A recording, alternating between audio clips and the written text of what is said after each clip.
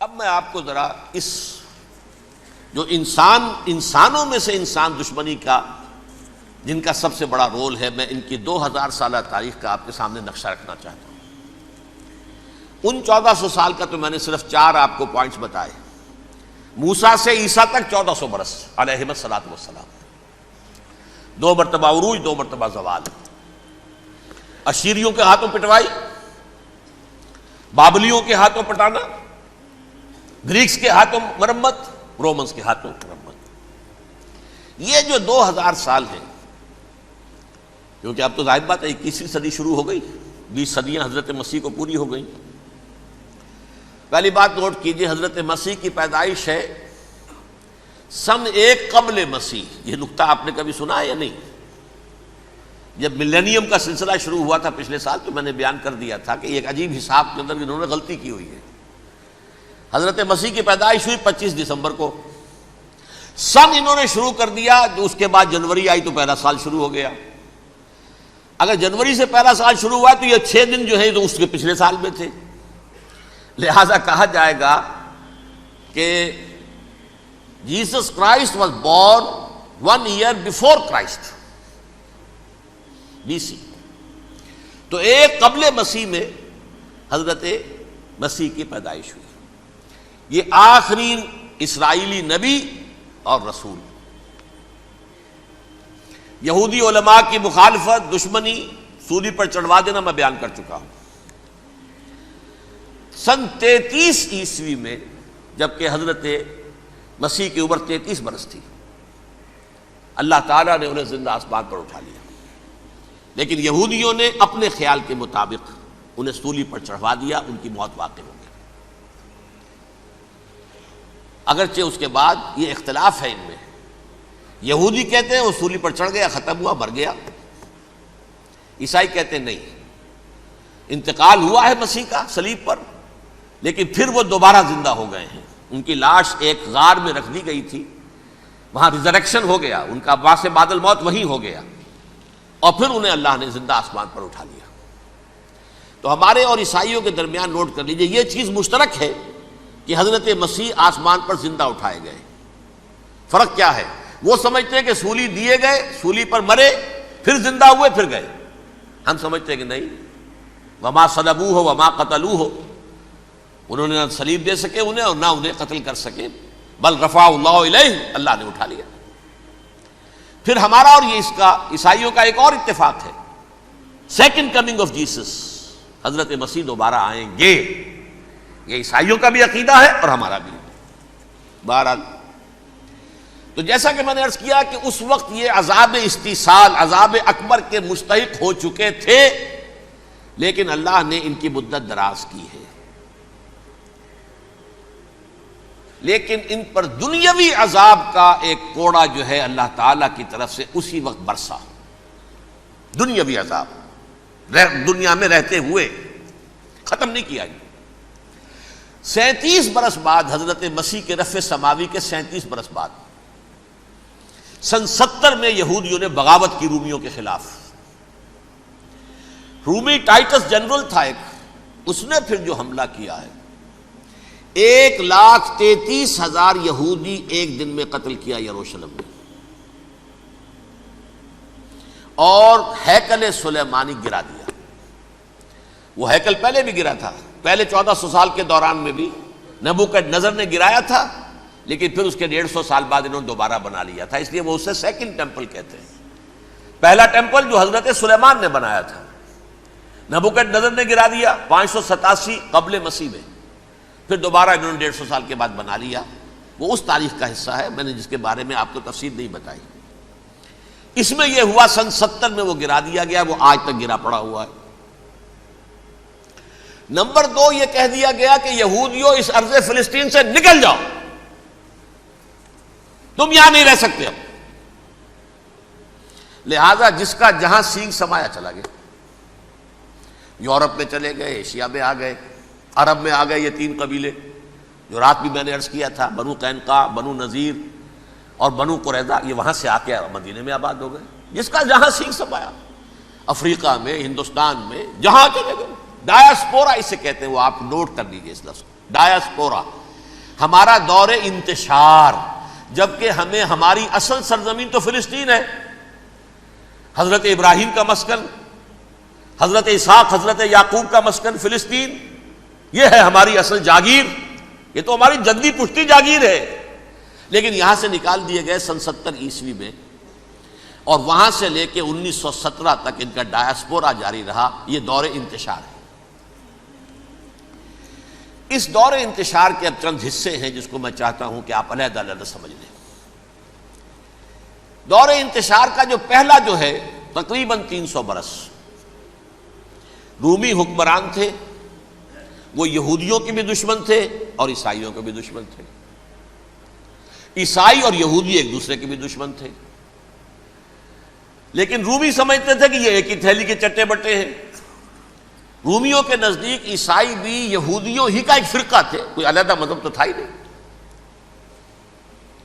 لہذا رومی جو ہیں رومنز وہ ان دونوں کو ستاتے تھے، مارتے تھے، اور یہ آپس میں لڑتے تھے، یہودی عیسائیوں کو مارتے تھے، عیسائی یہودیوں کو مارتے تھے۔ یہ ہے 300 برس تک کی تاریخ۔ سن 300 عیسوی میں کیا ہوا؟ ایک معجزہ ہو گیا۔ بہت عظیم ایمپرر کانسٹینٹائن، قسطنطین اعظم، رومن ایمپررز میں سے بہت بڑا ایمپرر، وہ عیسائی ہو گئے۔ اب تو معاملہ بالکل تلپٹ ہو گیا، پوری سلطنت عیسائی ہو گئی۔ اب عیسائیوں کے عیش ہو گئے اور یہودیوں پہ مار پڑنی شروع ہوئی۔ اب عیسائیوں کا آپ خود سوچئے کہ جنہیں وہ خدا بنا بیٹھے ہیں، خدا کا بیٹا قرار دے رہے ہیں، ان کے قاتل کون؟ یہودی بدماش۔ لہذا ان کی وہ پٹائی شروع ہوئی ہے یورپ میں، پوری رومن امپائر میں، انہیں ذلیل کیا گیا، شہروں میں آمد بند، علیحدہ رہو، گھیٹوز کے اندر رہو۔ یہودی کا نام جو ہے وہ گالی بن گیا، جیسے آج بھی یہودی گالی کہتے ہیں، جیسے خنزیر کا لفظ، آخر وہ بھی اللہ کی مخلوق ہے، لیکن آپ کو معلوم ہے کوئی شخص زبان پر نام نہیں لانا چاہتا خنزیر کا، سور کا، ہے تو مخلوق، وہ بھی ایک حیوان ہے۔ ایسے ہی یہ ہے یہودی، یہودی گالی، جیوٹ گالی۔ لہذا ایک طرف تو ان دونوں کے درمیان دشمنی، جس کو قرآن کہتا ہے وَأَغْرَيْنَا بَيْنَهُمُ الْعَدَاوَةَ وَالْبَغْضَاءَ، ہم نے ان کے مابین دشمنی جو ہے پیدا کر دی۔ اور جب یہ پوری سلطنت عیسائی ہو گئی تو قافیہ تنگ ہو گیا یہودیوں کا۔ اب آئیے 571 عیسوی، یعنی جب کہ ڈایاسپورا کو کتنا عرصہ ہو چکا تھا؟ 500 برس۔ سن 70 سے شروع ہوا ڈایاسپورا، جب ٹائٹس نے گرایا ہے ہیکل کو اور نکال باہر کیا انہیں فلسطین سے، بھاگ جاؤ، یہاں ایک یہودی بھی نہیں رہے گا، فلسطین سے نکال دیے گئے۔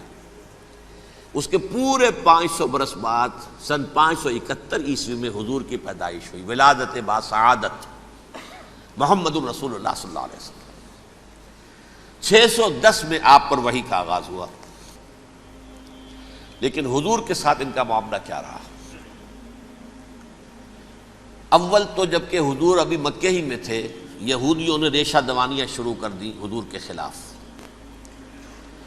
قریش مکہ کو سکھاتے تھے، پڑھاتے تھے، ان سے یہ پوچھو، ان سے یہ پوچھو، انہیں اس طرح تنگ کرو، ان سے یہ امتحان لو، یہ آپ کے علم میں ہے۔ سورہ بنی اسرائیل میں، سورہ کہف میں وہ سوالات، جو امتحانی سوالات آئے تھے، ذوالقرنین کون تھا، اصحاب کہف کون تھے، تم رسول بنے پھرتے ہو تو بتاؤ، اور یہ روح کی حقیقت کیا بتاؤ، یہ ساری ریشہ دوانیاں کر رہے تھے بیٹھے ہوئے، ابھی وہیں پر، حضور ابھی پہنچے بھی نہیں۔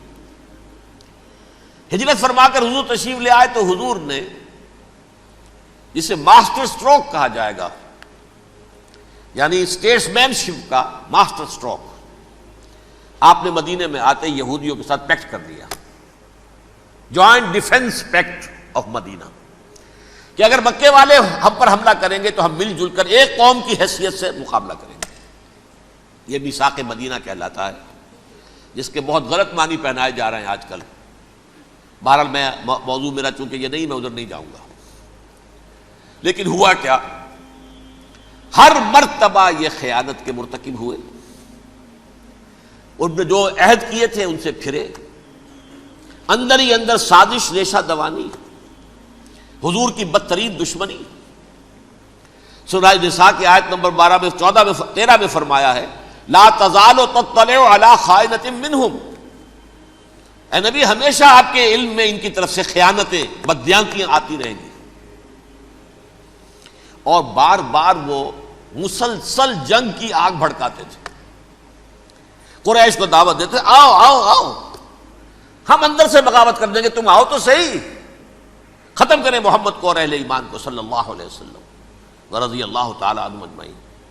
لیکن پھر جب وہ آتے تھے تو یہ دبک جاتے تھے، ان میں ہمت نہیں تھی، میدان کے مرد نہیں رہے تھے. یہ سورہ حشر میں ان کا نقشہ کھینچا گیا ہے. کھلے میدان میں مقابلے کی اس کے اندر صلاحیت ہی نہیں ہے. یہ تو فصیلوں کے پیچھے سے، جیسے عورتیں کہیں دیہات میں لڑائی ہوتی ہے تو مرد جو ہے گلیوں میں لڑتے ہیں، عورتیں اوپر سے پتھر پھینکتی ہیں، بس وہ کام یہ کر سکتے تھے. من ورائے جدر، فصیلوں کے پیچھے سے، جنگ میں میدان میں نہیں آ سکتے. بہرحال قرآن مجید میں ہے یہ سورہ مائدہ کی آیت نمبر 64، کلما اوقدوا نارا للحرب اطفاها اللہ. اکثر و بیشتر مواقع پر تو یہ جب آگ بھڑکاتے تھے جنگ کی، اللہ اسے بجھا دیتا تھا. لیکن بہرحال اس کے باوجود جنگیں ہوئی، غزوہ بدر، غزوہ احد ہوئی کہ نہیں؟ یہ ساری اصل شرارت ہوئی. اور اس کے نتیجے میں حضور نے پھر ایک ایک کر کے 3 قبیلوں کو سزا دی. غزوہ بدر کے فوراً بعد بنو قینقاع نکالے گئے مدینے سے، غزوہ احد کے فوراً بعد بنو نذیر نکالے گئے، اور غزوہ احزاب کے بعد بنو قریظہ نکال دیے گئے.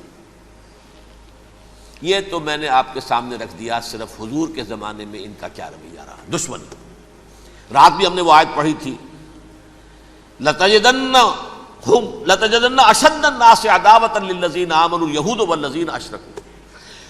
اہل ایمان کی دشمنی میں شدید ترین تم پاؤ گے یہودیوں کو اور مشرکین. مشرکین بھی بعد میں ہے، پہلے یہودی. حضور کے بعد کیا ہوا اب یہ نوٹ کیجئے، یہ ان کی تاریخ کا دوسرا دور ہے. حضرت عمر رضی اللہ تعالیٰ عنہ کا عہد خلافت ہے. بیت المقدس کا محاصرہ کیا گیا، فصیل بڑی اونچی، شہر اندر سے سیلف سفیشینٹ، حملے کا راستہ کوئی نہیں، محاصرہ طول کھینچ رہا ہے، لیکن ان کے پاس رسد بھی موجود ہے، پانی بھی موجود ہے، وہ دروازے بند کر کے بیٹھے ہوئے ہیں. بالآخر اللہ تعالیٰ کی مشیت کا ظہور کیسے ہوا؟ ان کے کچھ علماء آئے فصیل پر، کہا دیکھو مسلمانوں، تم قیامت تک بھی یہاں پڑے رہو گے محاصرہ کر کے، ہمارا یہ شہر فتح نہیں ہوگا. ہاں ایک درویش بادشاہ کے ہاتھوں یہ شہر فتح ہونا ہے، لیکن تمہارے اندر ہمیں وہ نظر نہیں آ رہا. ابو عبیدہ بن الجراح رضی اللہ تعالی عنہ، امین هذه الامہ، ان کا فوراً ذہن گیا وہ درویش بادشاہ مدینے میں بیٹھا ہوا ہے عمر رضی اللہ تعالی. اب ایک اور عمر بھی ہے جو قندھار میں بیٹھا ہے. نقشہ وہی ہے، سادگی کی حد تک نقشہ وہی، بالکل وہی، اپنی آنکھوں سے دیکھا ہے وہی سادگی. عمر اول، عمر ثانی تھے عمر بن عبد العزیز. اب ایک اللہ کے فضل سے اللہ تعالیٰ ایدہ اللہ بنصرتہ، اللہ تعالیٰ ان کی نصرت فرمائے، دشمنوں کو ان کے مقابلے میں نیست و نابود کرے. انہوں نے ریکویسٹ بھیج دی کہ حضور تشریف لائیے، یہ شہر فتح ہو جائے گا. وہ ہے سفر تاریخی، اتنا طویل سفر، تقریباً 700 میل، ایک اونٹ، ایک خادم، ایک منزل پہ امیر المومنین اوپر بیٹھے، خادم آگے چل رہا ہے، اگلی منزل پہ خادم اوپر بیٹھا ہے، امیر المومنین آگے جا رہے ہیں. اور جب پہنچے ہیں تو وہ باری تھی خادم کی. انہوں نے ہاتھ جوڑ دیا، حضور خدا کے لیے تم کیا کہیں گے لوگ، وہ میرا برا حال کر دیں گے، تمہیں شرم نہیں آئی؟ امیر المومنین پیدل آگے چل رہے ہیں نکیل پکڑ کر، اور تم بیٹھے ہو اوپر براجمان ہو. حضرت عمر فرمایا الدور دورک، نہیں باری تمہاری ہے، بیٹھ. اس حال میں پہنچے ہیں. اور پھر یہ کہ ابو عبیدہ بن الجراح آئے ہیں، استقبال کیا ہے تو دیکھا ہے اس حال میں چلے آ رہے ہیں. عمر نکیل پکڑے ہوئے چلے آ رہے ہیں، اور کہتے ہیں کہ کہیں کیچڑ ویچڑ تھا، جوتے خراب ہو گئے تھے، وہ بھی اتار کے ہاتھ میں پکڑے ہوئے، کپڑے تو تھے ہی پھٹے ہوئے. انہوں نے کہا بھی حضرت ابو عبیدہ نے، دیکھیے یہ بڑا متمدن ملک ہے، بڑا مہذب علاقہ ہے یہ، آپ ذرا حلیہ اپنا دوست فرما لیں تب جا کے پیش ہم آپ کو کریں گے. آپ نے فرمایا نحن قوم اعزنا اللہ بالاسلام، ہم وہ قوم ہیں جنہیں اللہ نے عزت دی ہے اسلام کے ذریعے سے. کپڑوں کے ذریعے سے نہیں، دولت کے ذریعے سے نہیں۔ اسی حال میں گئے ہیں، اوپر سے انہوں نے کھڑے ہو کر نشانیاں دیکھی ہیں، اپنی کتابیں کھولی، ہاں یہ وہی ہے، اچھا لو جی سرنڈر، شہر تمہارے ہاتھ میں۔ خون کا ایک قطرہ نہیں بہا اور بیت المقدس فتح ہو گیا۔ لیکن اس وقت حضرت عمر نے ایک نرمی یہ کی کہ یہودیوں کے لیے بھی اسے اوپن سٹی قرار دے دیا۔ یہ احسان عظیم حضرت عمر کا، اس سے پہلے یہودی آ ہی نہیں سکتا تھا، داخل ہی نہیں ہو سکتا تھا، وہاں وہ آ کر وزٹ نہیں کر سکتا تھا، زیارت نہیں کر سکتا تھا اپنے مقدس مقامات کی۔ حضرت عمر نے یوں سمجھیے کہ تقریباً 550 برس کے بعد ان کے لیے راستہ کھولا ہے کہ ہاں تم آ سکتے ہو، زیارت کر سکتے ہو۔ لیکن یہ عیسائیوں نے لکھوایا معاہدے کے اندر، انہیں یہاں آپ آباد ہونے کی اجازت نہیں دیں گے، لیکن کم وزٹ دی پلیسز، دیکھیں زیارتیں کریں اور جائیں۔ یہ معاہدہ حضرت عمر کا ہے رضی اللہ تعالیٰ، جو پھر خلافت راشدہ کے بعد بنو امیہ نے بھی اس کو آرڈر کیا، بنو عباس نے کیا، پھر جو ہمارے یہ ترکوں میں اندر خلافت آئی تو ترک خلفاء نے بھی اس معاہدے کی پوری پابندی کی۔ فلسطین میں آ سکتے ہیں یہودی صرف زائرین کی حیثیت سے، وہاں آباد نہیں ہو سکتے۔ اب آئیے اگلا دور آیا حضرت عثمان کا دور خلافت۔ یہ ہے وہ وقت کہ اب یہود نے امت مسلمہ کی پیٹھ میں چھرا گھونپا۔ وہ کیسے؟ ایک یہودی عبداللہ ابن سبا اسلام کا لبادہ اوڑھ کر آ گیا، معاشرے کا جائزہ لے لیا، ان میں بنو ہاشم اور بنو امیہ میں جو پرانی کشاکش تھی اس کے کچھ نہ کچھ جراثیم باقی ہیں، اگر ان کو ذرا بھڑکا دے تو مسلمانوں میں انتشار پیدا ہو جائے۔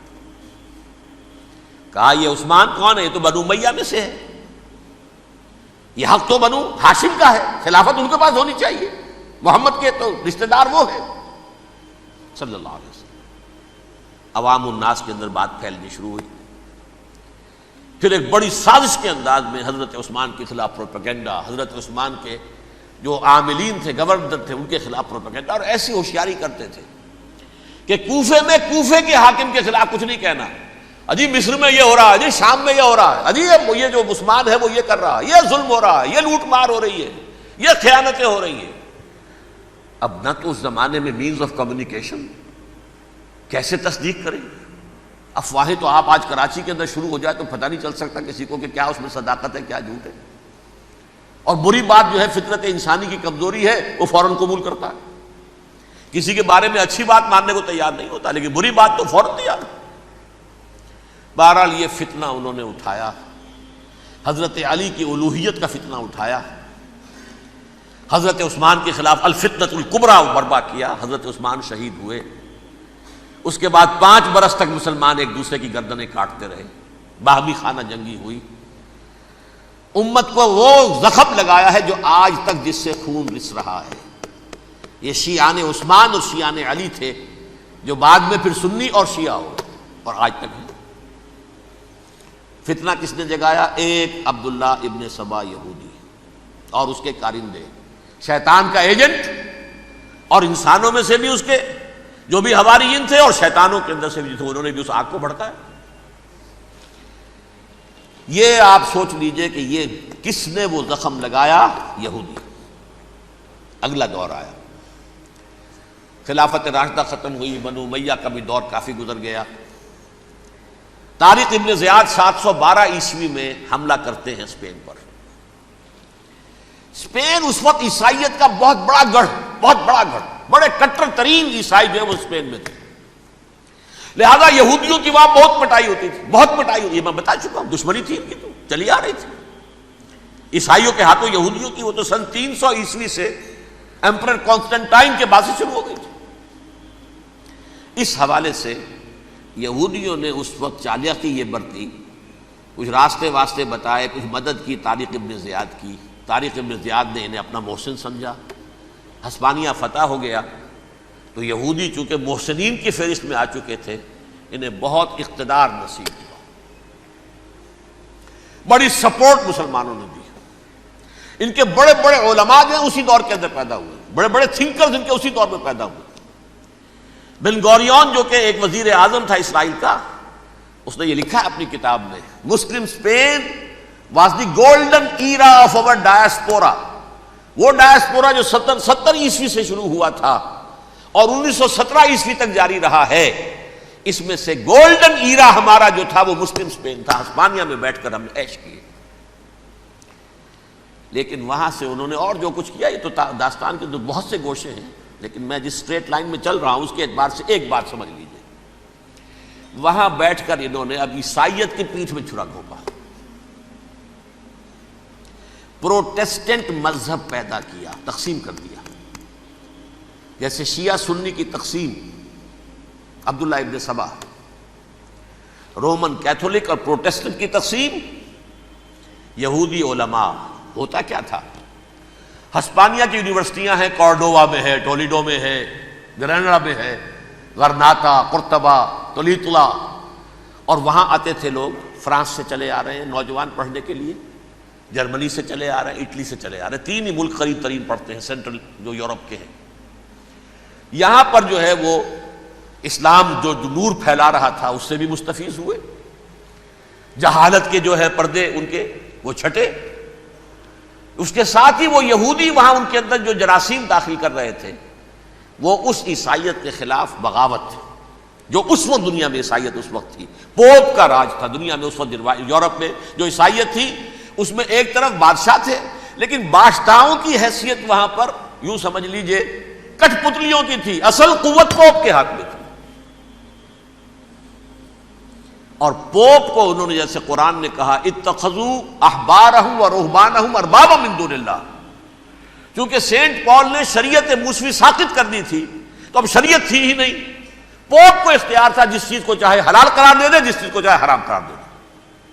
اتخذوا احبارهم ورهبانهم اربابا من دون اللہ. انہوں نے کہا صاحب یہ پوپ کس بلا کا نام ہے، یہ بھی انسان ہے. بات تو ٹھیک تھی نا. اصل حیثیت تو کتاب کی ہونی چاہیے نا،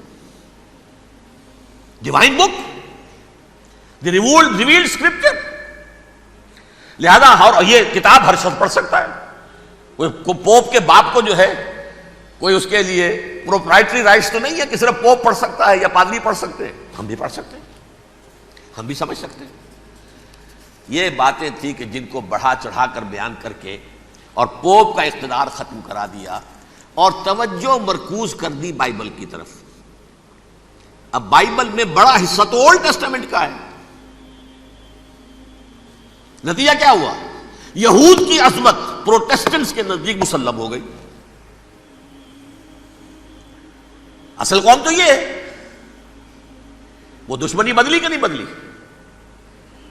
موسیٰ کے امتی یہ ہے، تورات موسیٰ کو دی گئی، ابراہیم کی نسل یہ ہے. لہذا وہ جو دشمنی تھی، جو عداوت تھی کہ ہمارے خدا کو سولی چڑھانے والے ہیں یہ بدماش، اس کا ازالہ ہوا.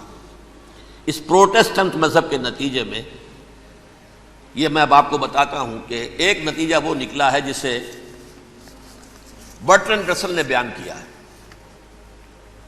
اس کی کتاب ہے ان پریز آف آئیڈلنس، صفحہ 108.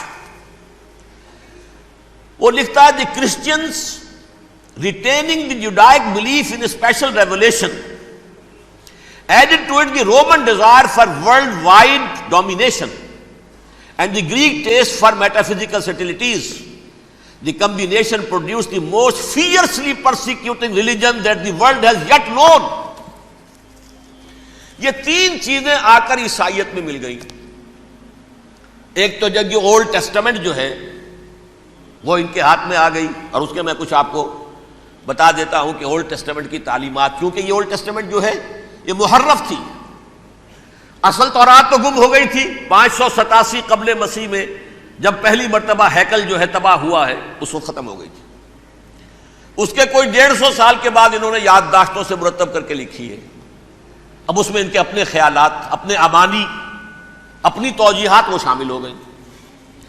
لہذا آپ ذرا میں آپ کو حوالے دیتا ہوں. اس کتاب کے اندر مظالم کی جو تعلیم دی گئی ہے، اہل کتاب نے اپنے مظالم قتل عام کے جواز کے لیے تورات میں تبدیلیاں کی اور پیغمبروں پر دہشت ناکی اور بدترین حرام کاری کے الزامات لگائے. سنیے، پہلا حوالہ ہے یہ گنتی باب 31 آیات 17-18.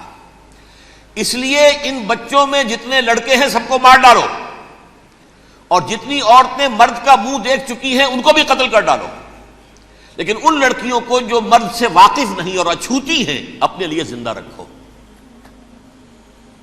یہ کسی اللہ کی کتاب کا یہ جملہ ہو سکتا ہے؟ کسی ریویل بک کا؟ اور سنیے، یہ ہے استثناء ڈیٹرانومی باب 20 آیت 16-18. پر ان قوموں کے شہروں میں جن کو خداوند تیرا خدا میراث کے طور پر تجھ کو دیتا ہے، کسی ذی نفس کو جیتا نہ بچا رکھنا، جیسا خداوند تیرے خدا نے تجھ کو حکم دیا بالکل نیست کر دینا. مرد، عورتیں، بچے، بوڑھے سب ختم. یہ کتاب مقدس ہے. اور سنیے، سیموئیل باب 27 آیت نمبر 9. اور داؤد نے اس سرزمین کو تباہ کر ڈالا اور عورت مرد کسی کو جیتا نہ چھوڑا. نمبر 4، ان سب آباد شہروں کو ماں، عورتوں اور بچوں کے بالکل نابود کر ڈالا. کتاب استثناء باب 3 آیت 6. یہ ہے جو کہہ رہا ہے برٹرنڈ رسل، کرسچینٹی میں آ کر اب یہ تین چیزیں شامل ہو گئی. ایک تو یہ باربیرین یہ تعلیم جو ہے، اور یہ مذہب کے نام پہ تعلیم، یہ کتاب مقدس کی تعلیم. نمبر 2، رومنز کے اندر جو ایک تمنا تھی ورلڈ ڈومینیشن کی، وہ عیسائیت کے اندر آ گئی. اس لیے کہ پوری رومن امپائر جو ہے عیسائی ہو گئی، تو اسے وراثت کے اندر ورلڈ ڈومینیشن کی جو ایک تمنا تھی وہ مل گئی. اور پھر یہ کہ انہوں نے جو توہمات تھے یونانیوں کے، ان کو بھی اپنے ہاں مختلف شکلوں کے اندر جمع کر لیا. ان تین چیزوں کا the combination produced the most fiercely persecuting religion that the world has yet known. اس کے نتیجے میں دنیا میں تاریخ انسانیت کے اندر جو بدترین خونخوار ترین مذہب ہو سکتا ہے وہ شکل عیسائیت نے اختیار کی. اور اس کا مظہر عتم کیا تھا؟ نوٹ کیجئے، صلیبی جنگیں. ایک بات ٹائم ٹیبل کے اعتبار سے نوٹ کر لیجئے گا. فرسٹ ملینیم ختم ہوا، سیکنڈ شروع ہوا. ان کے 1000 سال ختم ہوئے تو 11ویں صدی میں سیکنڈ ملینیم شروع ہوا، تو پہلی صلیبی جنگیں ہوئی. لاکھوں مسلمان قتل کیے گئے. صرف یروشلم کے اندر اتنا خون بہایا ہے کہ خود ان کے ہسٹورینز لکھتے ہیں کہ جب ان صلیبیوں نے جب گھوڑوں کے ساتھ وہ چل رہے تھے گلیوں میں، تو ان کے گھوڑوں کے گھٹنوں تک خون کی ندی بہ رہی تھی. جہاں سے گزرے ختم کرتے چلے گئے، آبادیاں کی آبادیاں ختم کر دی. اگرچہ اس کروسیڈ میں گیہوں کے ساتھ گھن بھی پسا، یہودی بھی بہت مارے گئے. یہ فرانس سے، جرمنی سے جب یہ کروسیڈرز آ رہے تھے، 3000 میل کا سفر طے کر کے آئے تھے. سوچئے تو صحیح. اربن ثانی پوپ جو تھا، آگ لگا دی تھی اس نے پورے یورپ کے اندر. شرم سے ڈوب مرو، تمہارے مقدس علاقے مسلمانوں کے ہاتھ میں. انفیڈلز، یہ کافر، یہ مرتد، یہ ملحد. مسیح جہاں پیدا ہوا، مسیح کو جہاں سولی دی گئی، وہ کہاں ہے؟ ان کے ہاتھ میں. وہ آگ لگائی ہے، 3000 میل کا فاصلہ طے کر کے یہ قومیں آئی ہیں وہاں. اور جو تباہی مچائی ہے انہوں نے، تاریخ انسانی میں ایسی بربریت کی کوئی مثال. اور یہ ان کے اپنے ہسٹورینز لکھتے ہیں. شرم کے مارے ایسے محسوس ہوتا ہے جیسے ان کی گردنیں جھکی جا رہی ہیں. لکھتے ہیں